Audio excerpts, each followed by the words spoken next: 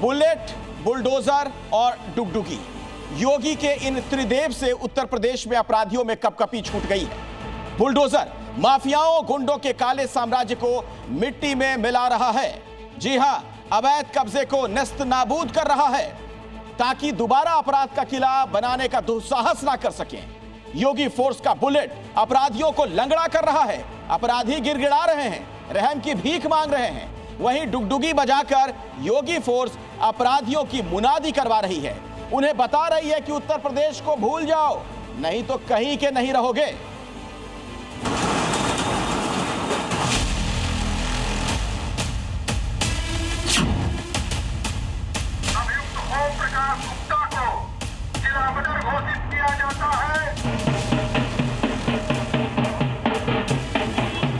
अगर किसी ने अराजकता करने का दुस्साहस किया तो उसकी छाती पर बुलडोजर चलाना भी जानती है। जब भी दुस्साहस करेंगे ऐसे ही पिटोगे जैसे बरेली के अंदर पीटी गई। ये योगी के त्रिदेव का खौफ है, जिससे उत्तर प्रदेश में अपराधियों की कपकपी छूट रही है। 3 अस्त्रों को देखकर अपराधी दहशत में हैं, रहम की भीख मांग रहे हैं। योगी का बुलडोजर माफियाओं, गुंडों को दहला रहा है। जो बुलडोजर से नहीं मान रहे हैं, उनका हिसाब योगी फोर्स की बुलेट से किया जा रहा है। वहीं योगी फोर्स की डुगडुगी चुन चुन कर गुंडों की अकड़ को मिट्टी में मिला रही है। मुख्यमंत्री योगी अपराधियों को चेतावनी दे चुके हैं कि या तो वो अपराध छोड़ दें, नहीं तो यूपी से बाहर चले जाएं, वरना उनके गुनाहों का हिसाब अगले चौराहे पर बुलेट से होगा। अपराधियों में ऑपरेशन लंगड़ा का खौफ कैसा है, ये बीजेपी सांसद रवि किशन ने योगी के सामने ही समझाया। अरे गरीब बाहो, लड़की बहन बिटिया के उठा ले कौन सुनवाई होगा। अब हिम्मत है केहू का,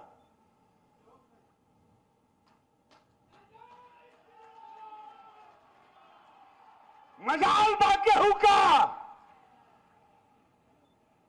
लंगड़ा ऑपरेशन बड़ा, हर हर महादेव। बदमाशों के एनकाउंटर की ये तस्वीरें यूपी के अलग अलग जिलों की हैं। हर जगह पर बदमाशों का एक ही अंजाम हुआ, योगी फोर्स की बुलेट ने उन्हें लंगड़ा कर दिया। अब ये शायद ही अपने पैरों पर खड़े हो पाएं।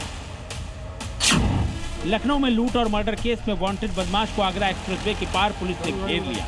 बदमाश ने पुलिस पर गोली चलाने की गलती कर दी, पर पुलिस की जवाबी गोली उसके पैर में लगी और वो लंगड़ा हो गया। मुजफ्फरनगर में गोकशी करने वाली गैंग का सामना योगी फोर्स से हो गया। आमने सामने की मुठभेड़ हुई। यहाँ भी फरीद, नजर और मुजफ्फर नाम के 3 बदमाशों को पुलिस की बुलेट लगी।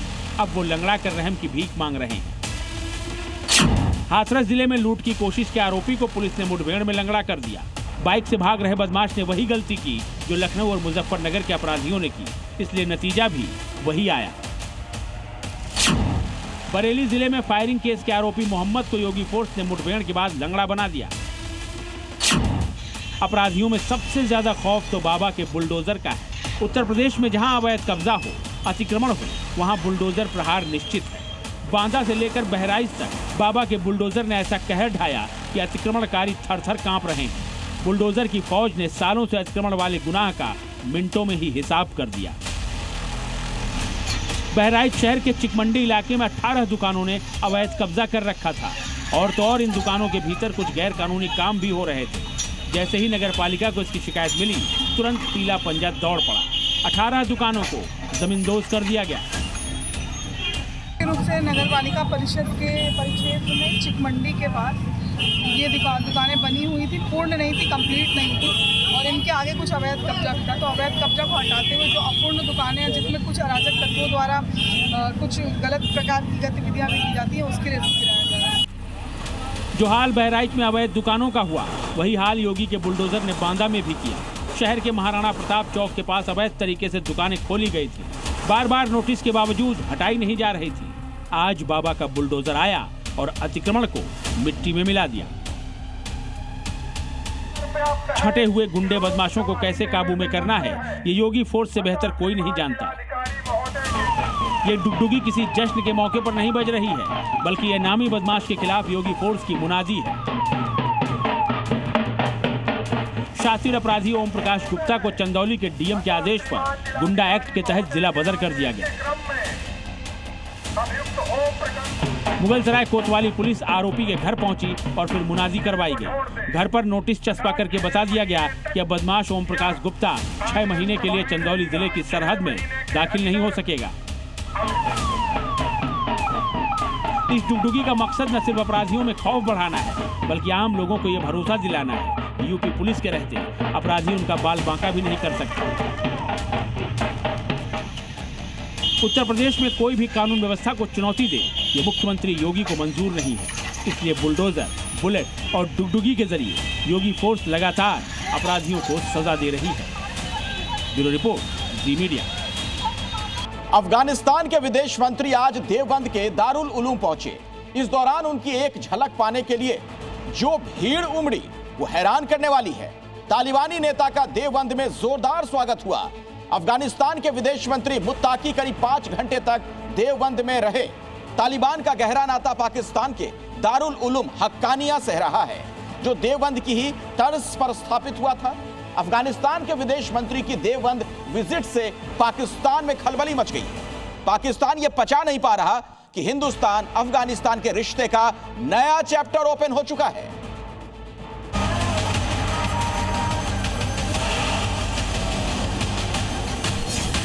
सैलाब उमड़ा है। कहाँ है? मदरसे की पहली मंजिल पर, मदरसे की दूसरी मंजिल पर कतार में लोग खड़े हैं। नीचे हुजूम उमड़ा है। जहां तक नजर जाती है लोग ही लोग दिख रहे हैं। मदरसे के बाहर, मदरसे के भीतर, मदरसे के छात्र मुत्ताकी को अपने कैमरे में कैद कर रहे हैं।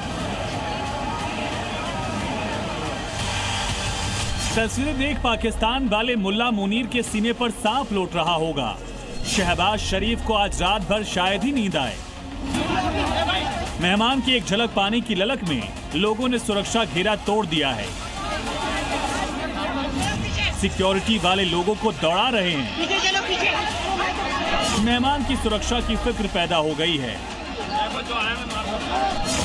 सिक्योरिटी का सारा इंतजाम ध्वस्त हो गया। इसके चलते पुलिस वाले अफगानी मंत्री को गार्ड ऑफ ऑनर भी नहीं दे पाए। देवबंद के दारुल उलूम में तालिबान पहुंचा है। कैसा है यह अफगानिस्तान का मेहमान, जिसके बारे में अब तक चैनलों पर, अखबारों में देखा था, सुना था, वो सामने से कैसा दिखता है? उत्सुकता का आलम जरा देखिए।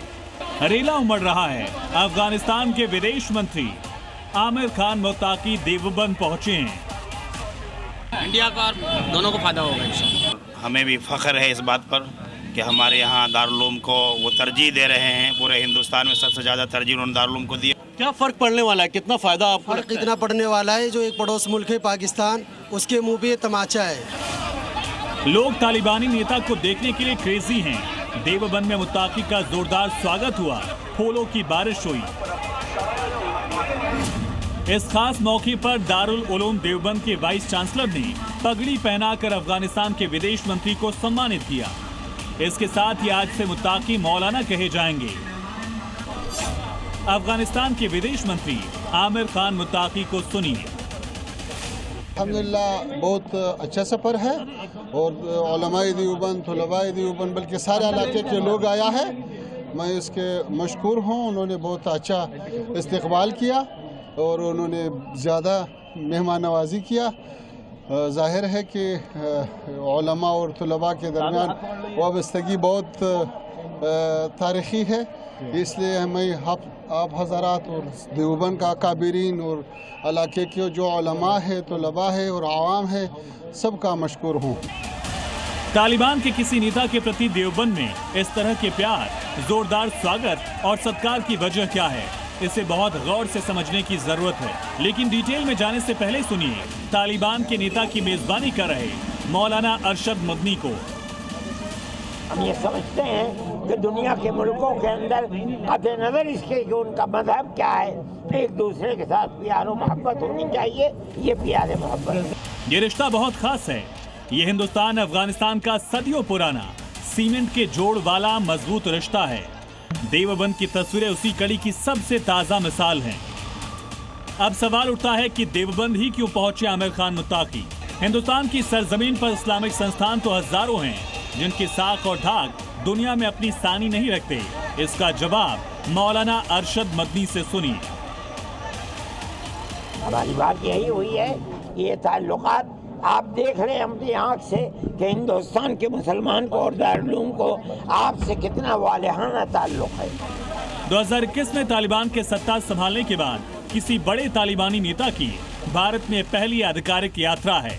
इससे पहले भारत और अफगानिस्तान के बीच बातचीत सीमित स्तर पर ही हो रही थी। अब इस दौरे को दोनों देशों के बीच राजनयिक संबंधों को फिर से मजबूत करने का बेहतरीन मौका माना जा रहा है। क्यों, इसका जवाब आपको पाकिस्तानी चैनल पर प्रसारित पाकिस्तान के रक्षा मंत्री ख्वाजा आसिफ का बयान इसके लिए सुनना होगा, जिसे सुने साफ हो जाएगा कि अफगानिस्तान से हिंदुस्तान के रिश्ते से पड़ोस में बौखलाहट कितनी तेज है। यहाँ आपको अफगानिस्तान की दुनिया के मानचित्र पर उपस्थिति जरूर देखनी चाहिए, जो हिंदुस्तान के दो पड़ोसी दुश्मनों के लिए चिंता की बात है। पूर्व और दक्षिण में पाकिस्तान, पश्चिम में ईरान, उत्तर में तुर्कमेनिस्तान, उज्बेकिस्तान और तजिकिस्तान और उत्तर पूर्व में चीन। इस भौगोलिक स्थिति वाला देश अफगानिस्तान अगर हिंदुस्तान के लिए पाकिस्तान और चीन के सामने हुंकार भरता है तो बल्ले बल्ले वाली ही बात होती है। लिहाजा सहारनपुर का देवबंद भले ही मजहबी मरकज हो, लेकिन मुत्ताकी के प्रति उमड़ा प्रेम बताता है कि दोनों देशों के रिश्तों का नया अध्याय लिखा जाना शुरू हो गया। पड़ोसी पाकिस्तान के पेट में मरोड़ इसलिए उठ रहे हैं क्योंकि इस्लाम के नाम पर अफगानियों को अपनी पाली में बांध कर रखने का पाकिस्तान का मंसूबा चकनाचूर हो चुका है। ब्यूरो रिपोर्ट, जी मीडिया। अगर आप कट्टरपंथियों से अपने परिवार की सुरक्षा करने की कोशिश करोगे तो ये नफरती ब्रिगेड आपकी जान ले लेगी। जी हां, राजस्थान के अलवर में ऐसा ही हुआ। 25 साल का करण अपने भाई का कवच बना तो उसकी मॉब लिंचिंग कर दी गई। हत्यारों ने पुलिस की मौजूदगी में ही हिंदू युवक की जान ले ली। हिंदुओं का आक्रोश बढ़ा तो इंसाफ वाले बुलडोजर को मैदान में उतारा गया, जिसके बाद शुरू हुआ कट्टरपंथियों का हिसाब। नफरत की नींव पर बुलडोजर का वार। हत्यारे रेहान का होटल मिट्टी में मिला। कट्टरपंथी गैंग ने बीच सड़क पर हिंदू युवक का खून बहाया तो प्रशासन ने तत्काल एक्शन की बड़ी नजीर पेश की। राजस्थान का अलवर एक बार फिर मॉब लिंचिंग की वजह से सुर्खियों में आ गया है। मरने वाला शख्स 25 साल का करण मल्होत्रा है। जिन लोगों ने करण की जान ली वो कट्टरपंथी गैंग से ताल्लुक रखते हैं। नफरती गैंग ने करण की जान इसलिए ली क्योंकि वो अपने भाई और उसके परिवार को बचाने के लिए उनके सामने खड़ा हो गया था। दरअसल 10 से 15 हथियारबंद मुस्लिम युवकों ने चिंटू मल्होत्रा की कार को घेर लिया, उस पर पत्थरबाजी शुरू कर दी। उस वक्त कार में चिंटू की पत्नी और बच्चे भी सवार थे। परिवार की जान बचाने के लिए चिंटू ने अपने भाई करण को मौके पर बुलाया, लेकिन हमलावरों ने करण को घेर कर उसके सिर पर रॉड से हमला कर दिया। इन्होंने गाड़ी देखते ही हमला स्टार्ट कर दिया एकदम। मैंने हल्की सी गाड़ी आगे भाई मैसेज ने फोन करा कि ऐसे ऐसी बात है। मेरे भाई, मेरे दोनों चचेरे भाई, तीनों भाई आगे और मेरी वो क्या नाम है, मेरा दोस्त है विक्रम हुआ है। तो जैसे बीच बचाव करने लगे उन्होंने, एक रोड है उसमें चैन का वो चक्का होता है, उस उठा कर मेरे भाई को मारा और मेरे दोस्त के साथ मारा और ये मेरा हाथ फ्रैक्चर मेरे साथ भी मार बैठा। हमले की 2 तस्वीरें भी सामने आई हैं, जिसमें सीसीटीवी फुटेज में एक आरोपी रॉड लिए साफ नजर आ रहा है, जबकि दूसरी तस्वीर में करण बीच सड़क पर बेसुध पड़ा है। कट्टरपंथी गैंग के निशाने पर चिंटू मल्होत्रा और उसका परिवार था, लेकिन करण अपने भाई का कवच बना तो नफरती ब्रिगेड ने उसे मौत के घाट उतार दिया। हत्या के बाद अलवर के हिंदुओं का गुस्सा फूट पड़ा। इंसाफ की मांग लिए पीड़ित परिवार और समाज के लोग अस्पताल के सामने ही धरने पर बैठ गए।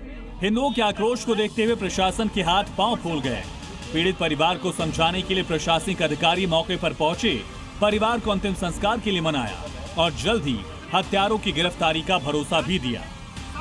इसमें जितने भी आरोपी हैं उनको सबको इसमें अरेस्ट किया जाएगा और जैसे ये प्रक्रिया कंप्लीट होती है पोस्टमार्टम की और बॉडी सुपुर्दगी की, उसके बाद आज ही आपको कुछ अरेस्ट दिख जाएंगे। पुलिस की तरफ से अपराधियों को पकड़ने के लिए प्रभावी कार्रवाई की जा रही है। अभी आज जो डेलीगेशन के साथ में बात हुई है उसमें कुछ अतिक्रमण का इशू उन्होंने बताया है कि वो जो अपराधी हैं उनकी सवाईचक जमीनों पर कुछ एनक्रोचमेंट है।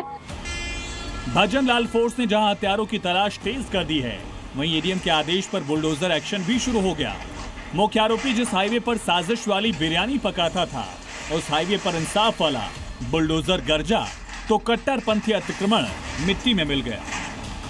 आरोपी के ढाबे को गिरा दिया गया है, उसके साथ ही साथ जो आसपास के अवैध अतिक्रमण है उनको भी यहाँ पर खाली कराया जा रहा है। आपको दिखा देना चाहता हूँ कि बुलडोजर एक्शन यहाँ पर पूरी तरीके से किया जा रहा है, जिसमें बुलडोजर के द्वारा जो आसपास के तमाम जो अतिक्रमण है, पहले आरोपी के ढाबे को वहाँ पर गिराया गया है और उसके बाद जो आसपास का जितना जो अवैध अतिक्रमण है उसको भी हटाया जा रहा है। पीड़ित परिवार का आरोप है कि जिस वक्त कट्टरपंथियों ने करण पर जानलेवा हमला किया, उस दौरान पुलिस पेट्रोलिंग टीम मौके पर मौजूद थी।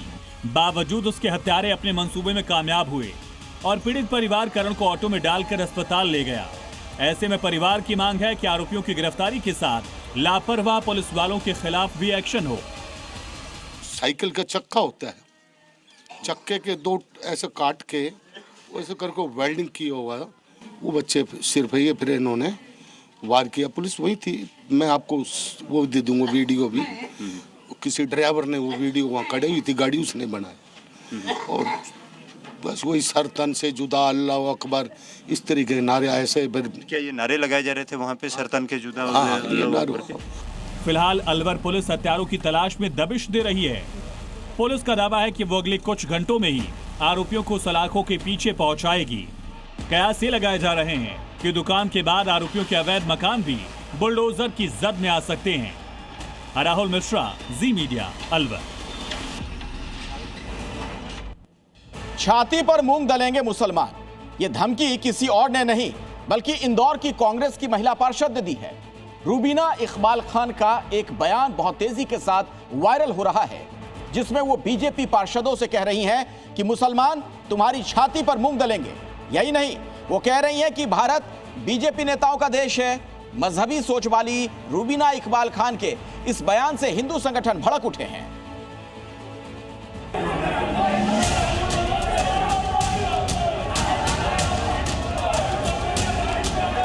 कितनी भी उसमें कीड़ा निकाल लो, मुसलमान ना यहाँ से जाएंगे और यही तुम्हारी छाती पे मूंग दलेंगे। सुना आपने ये मोहतरमा कैसे बेसर पैर की बातें कर रही हैं। कह रही हैं कि भारत का मुसलमान तुम्हारी यानी बीजेपी नेताओं की छाती पर ही मूंग दलेंगे। नफरती सोच रखने वाली ये मोहतरमा कोई और नहीं बल्कि इंदौर नगर निगम की पार्षद हैं। नाम है रूबीना इकबाल खान। स्वदेशी के इस्तेमाल को बढ़ावा देने के लिए इंदौर नगर निगम में चर्चा की जा रही थी। पार्षद रूबीना खान ने इस चर्चा में सांप्रदायिक कार्ड खेल दिया। जो मजहबी जहर दिल में था वो जुबान पर आ गया। हिंदुस्तान हमारा देश है, तुम कितनी भी उसमें कीड़ा निकाल लो, मुसलमान ना यहाँ से जाएंगे और यही तुम्हारी छाती पे मूंग दलेंगे।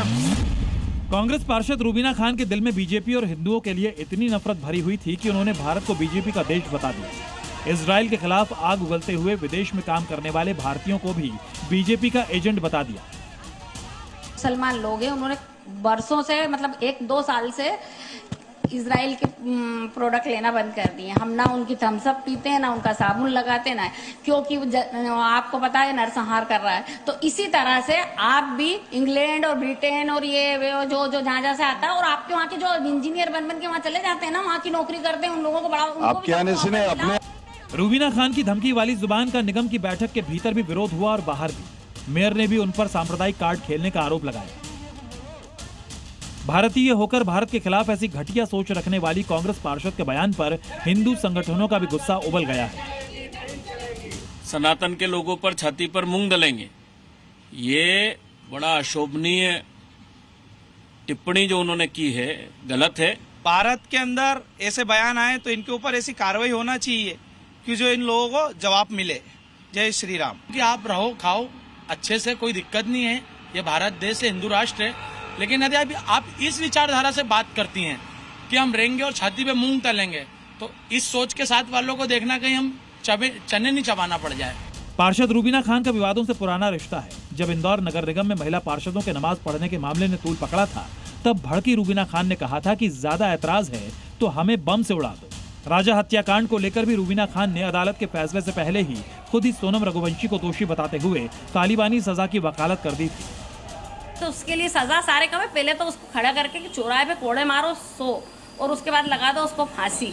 तो हमारा कानून सख्त हो जाए तो फांसी दे दे तो बस आगे लड़की ऐसा काम करने में सोचे। तालिबानी सजा मिलनी चाहिए। हाँ, वही मिलना चाहिए। तालिबान का कानून एक तरह से देखा जाए तो अच्छा भी है। किसी भी जनप्रतिनिधि की जिम्मेदारी होती है कि वो पार्टी और मजहब से ऊपर उठकर सिर्फ जनता के विकास की बात करे, लेकिन रूबीना खान जैसी पार्षद अपने मजहबी दायरे में इतनी जकड़ चुकी है कि उन्हें हिंदुस्तान मुल्क अपना नहीं दिखता, इसलिए वो छाती पर मूंग दलने की बात कर रही हैं। ब्यूरो रिपोर्ट, जी मीडिया। सीएम योगी गोरखपुर स्वदेशी मेला का शुभारंभ करने पहुंचे थे। इस दौरान उन्होंने लोगों से अपील करते हुए कहा कि दिवाली के पहले वो जो कुछ भी खरीदें स्वदेशी खरीदें। रवि किशन भी इस कार्यक्रम में उनके साथ मौजूद थे, तो उन्हें रवि किशन की चुटकी लेने का एक और मौका मिल गया और उन्होंने रवि किशन को चुटीले अंदाज में यह कह दिया कि ऐसा नहीं होना चाहिए कि रवि किशन स्वदेशी की बात करें और घड़ी विदेशी पहने। एक फिल्मी हीरो फ्री में गाता नहीं है, लेकिन आपके लिए देखो गोरखपुर वालों को तो फ्री में उन्होंने गाना सुना दिया। उत्तर प्रदेश के मुखिया योगी आदित्यनाथ और गोरखपुर से बीजेपी सांसद रवि किशन की जोड़ी को अगर हिट कहा जाए तो गलत नहीं होगा, क्योंकि योगी रवि का जितना उपहास उड़ाते हैं उतना वो किसी की फिरकी नहीं लेते। अब से कुछ घंटे पहले सीएम योगी गोरखपुर में थे। वहां उन्होंने स्वदेशी मेले का शुभारंभ तो किया ही, साथ ही रवि किशन की विदेशी घड़ी को लेकर उनकी फिरकी भी ले डाली। दीपावली के अवसर पर जो भी खरीदे स्वदेशी खरीदे, जो भी गिफ्ट दें स्वदेशी गिफ्ट दें। ऐसा नहीं होना चाहिए कि रवि किशन स्वदेशी की बात करें और घड़ी विदेशी पहने। लेकिन ये चीजें मैंने उनको कहा है कि भाई देखो, जो बोलना है वही करो और जितना करना है उतना ही बोलो। जिस घड़ी को लेकर योगी ने रवि किशन की चुटकी ली, वो घड़ी समय वही बताती है, लेकिन खर्चा बहुत कराती है, क्योंकि रवि किशन मंच पर जो घड़ी पहने नजर आए वो घड़ी ऑडेमार्स पिगवेट की घड़ी है। ये स्विट्जरलैंड की कंपनी की घड़ी है। इसकी कीमत करीब 50 लाख रुपए है। इसीलिए योगी ने रवि किशन को स्वदेशी वाला पाठ पढ़ाने में जरा भी देर नहीं लगाई। हालांकि इसी मंच से रवि किशन ने यूपी के लॉ एंड ऑर्डर को लेकर योगी सरकार की भोजपुरी में जमकर तारीफ की। मुसलमान समुदाय 1.5-2 लाख तो गोरखपुर में रहता है, कभी इसको नहीं बोला जाता, सब सुरक्षित है। केहू के त्योहार में अड़ंगा मत लड़ावा, किसी बहन बेटी को, समाज को मत डराओ, कोई बहन बेटी डरे नहीं। रवि किशन के इस अंदाज को देख योगी इतने खुश हो गए कि उन्हें अपनी बगल वाली कुर्सी पर ही बिठा लिया।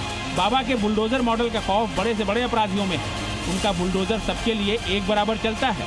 इसका संदेश भी योगी रवि किशन के बहाने यूपी को दे चुके हैं। जैसे रामगढ़ ताल में रवि किशन ने नाले के ऊपर घर बनाया हुआ है, तो नाले के ऊपर मत बनाओ। ये देर सवेर भाई जनता को असुविधा होगी तो परेशानी होगी। योगी अक्सर रवि किशन का उपहास उड़ाते रहते हैं। दोनों के बीच हंसी मजाक के लम्हे चर्चा का विषय बन जाते हैं। अभी तक रवि किशन की फिल्म कितने लोग देखे? फ्री में देखे हैं या पैसा देखे? अब मुझे बताओ, अगर ये अच्छा कपड़ा पहन करके एक्टिंग ना करे, फटा कपड़ा पहन करके अंडरवियर में एक्टिंग करने लग जाएगा, लोग कपड़ा पहन करके करते हैं ना, तो इसलिए लोगों को हीरो लगता है ना। योगी और रवि का अंदाज एकदम जुदा है। रवि किशन की घड़ी पर योगी का लेटेस्ट तंज सबकी जुबान पर है। योगी ने रवि की चुटकी क्या ली, सबकी जुबान पर दोनों की चर्चाएं अब आम हो गई। हालांकि योगी ने फिरकी लेते हुए रवि किशन को स्वदेशी सामान के इस्तेमाल का मैसेज दे दिया। ब्यूरो रिपोर्ट, जी मीडिया। देश हित में अब अगली खबर। गैर मराठियों के साथ महाराष्ट्र में भेदभाव की घटनाएं बढ़ती जा रही हैं। अब मुंबई से सटे कलवा में एक गैर मराठी महिला को पकड़कर जबरदस्ती एमएनएस दफ्तर लाया गया। उससे माफी मंगवाई गई और जब उसने माफी तक मांग ली तो उसके गाल पर जोरदार तमाचा जड़ दिया गया। थप्पड़ की ये गूंज हर गैर मराठी के चेहरे पर तमाचा है।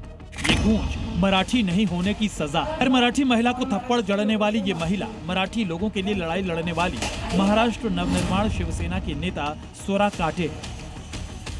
अब आपको आगे की पूरी कहानी बताएं उससे पहले आप ये जान लीजिए कि इस महिला को एमएनएस दफ्तर में जबरन पकड़कर लाया गया था। इससे यहाँ माफी मंगवाई सभी के सामने सार्वजनिक रूप से। इसका माफी मांगना बता रहा है कि इस पर किस कदर दबाव डाला गया होगा। इस महिला पर आरोप है कि इसने एमएनएस नेता स्वाति काटे के पति अर्जुन काटे की पिटाई कराई, अर्जुन के साथ गाली गलौज किया और मराठी लोगों के खिलाफ अपशब्दों का इस्तेमाल भी किया, क्योंकि लोकल ट्रेन से उतरने की आपाधापी में अर्जुन ने इस महिला को धक्का दिया था। लेकिन बताया जा रहा है कि अर्जुन ने इसके लिए तुरंत उससे माफी भी मांग ली थी। बस इसी पर अर्जुन की पत्नी स्वरा काटे भड़क गई। इन्होंने महिला से माफी तो मंगवाई ही, साथ ही उसे कसकर थप्पड़ भी जड़ दिया।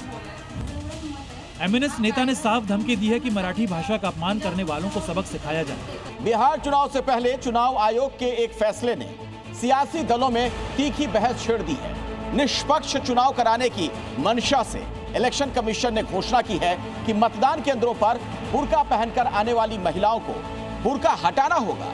अब इस फैसले पर घमासान मच गया है।